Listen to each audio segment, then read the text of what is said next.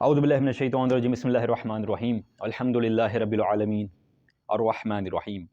الملک القدوس السلام المؤمن المحیمن العزیز الجبار المتکبر سبحان اللہ یا اللہ سبحان اللہ یا اللہ سبحان اللہ یا اللہ الصلاۃ والسلام علی اشرف الانبیاء والمرسلین وخاتم النبیین ورحمۃ للعالمین مولانا سیدنا ابو القاسم محمد اللہم صلی علی محمد وعلی محمد وعجل فرجہم۔ دیکھنے والے تمام ناظرین کرام، سننے والے تمام سامعین کرام، انشاءاللہ تعالی جہاں جہاں تک اس ویڈیو کلپ کو دیکھا جائے گا، اس ویڈیو کو دیکھا جائے گا، تمام ہی کی خدمت میں انتہائی عقیدت، احترام، محبت، خلوص، ادب، شفقت، بھائی چارگی، سچی اچھی اور صاف نیت کے ساتھ السلام علیکم ورحمۃ اللہ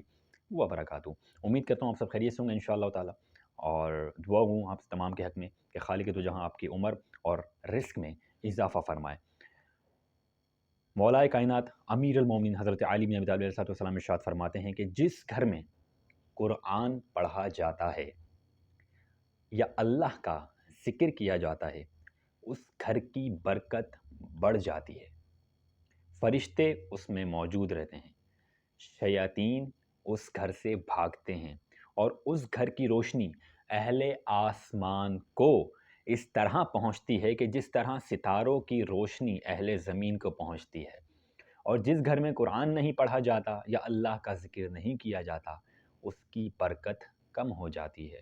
فرشتے اس سے دور ہو جاتے ہیں، جبکہ شیاطین وہاں موجود ہوتے ہیں۔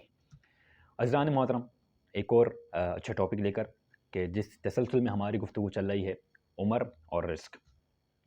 اس سے پہلے ہم نے مختلف ٹاپکس پر اسی حوالے سے گفتگو کی،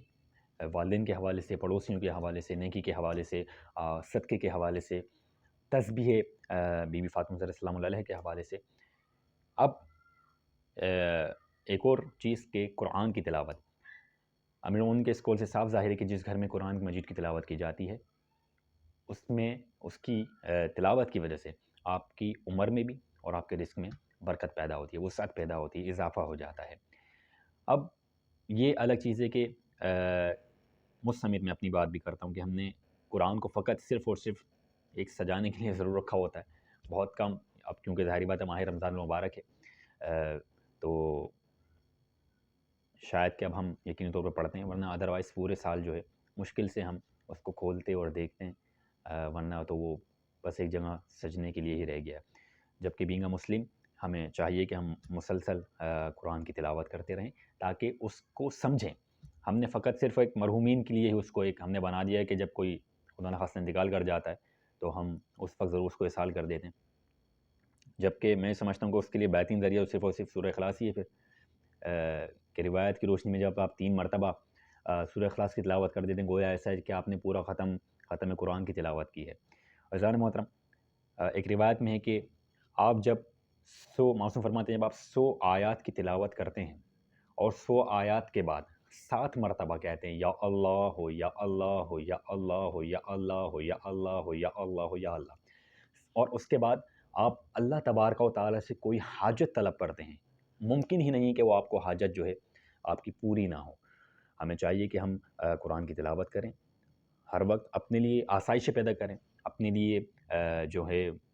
اچھائی کی طرف اپنے آپ کو راغب کریں، اپنے اعمال میں درست لے کر آئیں، اور جو کچھ ہمارے پاس نہیں ہے وہ ہم پروردگار متعال سے مانگیں، وہ تو دینے کے لیے بیٹھا ہے۔ میں پھر بار بار یہ عرض کرتا ہوں کہ وہ تو کہتا ہے کوئی جو مجھ سے مانگے میں اس کو عطا کروں، مجھے مانگنا نہیں آتا۔ مجھے اپنی طرف میں اپنی بات کر رہا ہوں، مجھے دیکھنا پڑے گا کہ مجھے مانگنا نہیں آتا۔ جب مجھے مانگنا آ جائے گا تو انشاءاللہ تعالیٰ اس کی تو خزانے میں کوئی کمی ہے ہی نہیں نا، وہ تو بیٹھا اس لیے کہ کوئی مانگو نا مجھ سے، ہم اپنی عقل کے مطابق اس سے سوال کرتے ہیں، وہ اسی مطابق جو ہمیں دے دیتا ہے۔ ادراک ہمیں بڑھانا ہوگا، ہمیں عقل کے دائرے کو جو محدود ہے ہمارا اس کو ہمیں لامحدود کرنا پڑے گا، اس کو تھوڑا سا بڑھانا پڑے گا تاکہ اس کی نعمتوں سے استفادہ حاصل کریں۔ آداب تلاوت قرآن کے حوالے سے چند ایک نکات آپ کے سامنے پیش کروں گا کہ تلاوت قرآن کے زیادہ سے زیادہ فوائد حاصل کرنے کے لیے قرآن کے مندرجہ ذیل آداب و شرائط موجود ہیں۔ سب سے پہلے قرآن کے حروف کو چھونے سے پہلے ہمیں چاہیے کہ ہم باوضو ہوں۔ کسی فقہ کے اندر جو ہے وہ واجب ہے باوضو ہونا، کسی فقہ کے اندر جو ہے وہ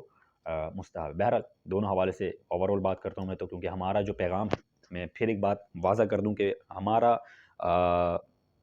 ویڈیو بنانے کا جو پیغام ہے کسی ایک مسلک،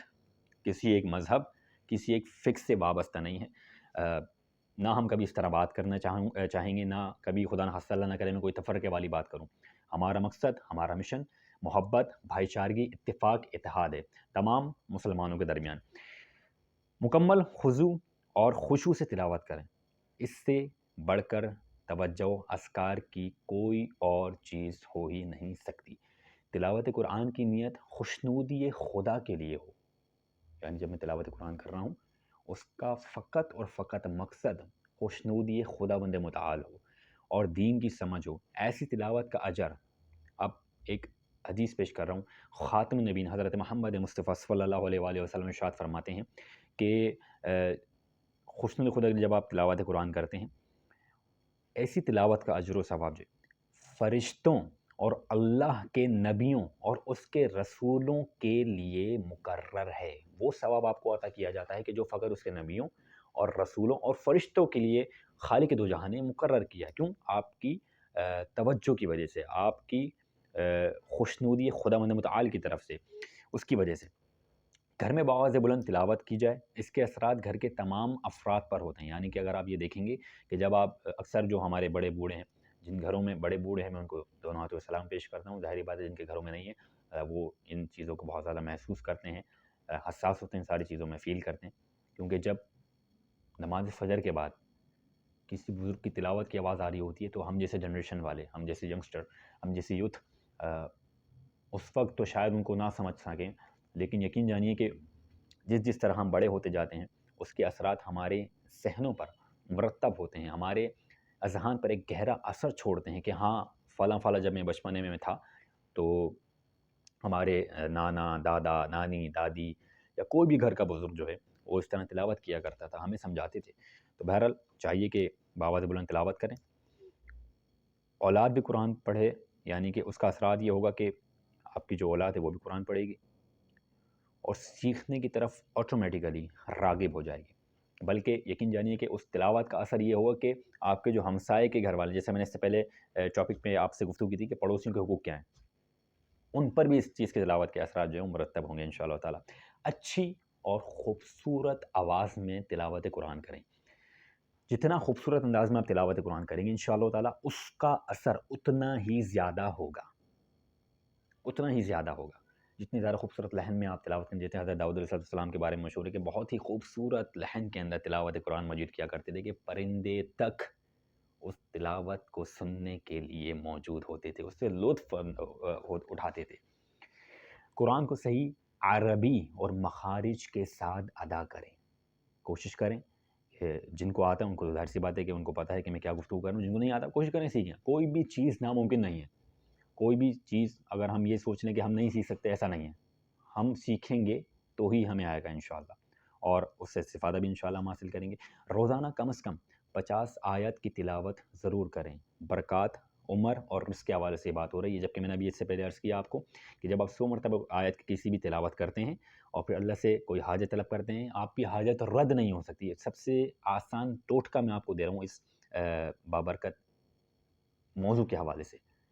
اب یہ آپ پہ ڈیپینڈ کرتا ہے کہ 100 آیت آپ کون سی لینی ہے آپ نے، میرا کام تھا بتانا، آپ جو سمجھدار ہیں ماشاءاللہ اس سے ضرور استفادہ حاصل کریں گے۔ 100 آیتیں آپ نے تلاوت کرنی ہے انشاءاللہ تعالیٰ، اور پھر آپ کو کوئی حاجت پیش ہو، آپ کو کوئی مشکل پیش ہو، خالق دو جہاں کی بارگاہ میں آپ اس کو رکھیں۔ میں آپ کو چیلنج کر کے یہ بات کہتا ہوں کہ آپ کی دعا رد نہیں ہو سکتی، آپ کی جو حاجت ہے وہ پروردگار متعال رد نہیں کرے گا انشاءاللہ تعالیٰ۔ اچھا، بہتر ہے کہ تلاوت قرآن کا جو ثواب ہے اپنے والدین کو ہدیہ کر دیں، اپنے رشتہ داروں کو ہدیہ کر دیں، اپنے عزیز و اقارب کو ہدیہ کر دیں، اپنے پڑوسیوں کو ہدیہ کر دیں، اور بلکہ چوہردہ معصوم علیہ السلام کو ہدیہ کریں۔ اچھا، اس کا ثواب کیا ہوگا؟ امام موسیٰ بن جعفر علیہ السلام ارشاد فرماتے ہیں، امام موسیٰ کاظم ارشاد فرماتے ہیں کہ اس کا ثواب آپ کو، یعنی جو آپ ہدیہ کریں گے، اس صورت میں ملے گا کہ روز محشر ان ہستیوں کے ہمراہ قیامت میں محشور ہوگا، یعنی جب روز محشر ہوگا انشاءاللہ تو ان ہستیوں کے ہمراہ جو آپ کا ثواب جو ہے وہ پیش کیا جائے گا۔ ایک واضح رہے ایک بات اور کہ دیگر مستحبات کی طرح تلاوت قرآن کا ثواب بھی، یہ بہت ہی امپورٹنٹ بات، مستحبات کی طرح تلاوت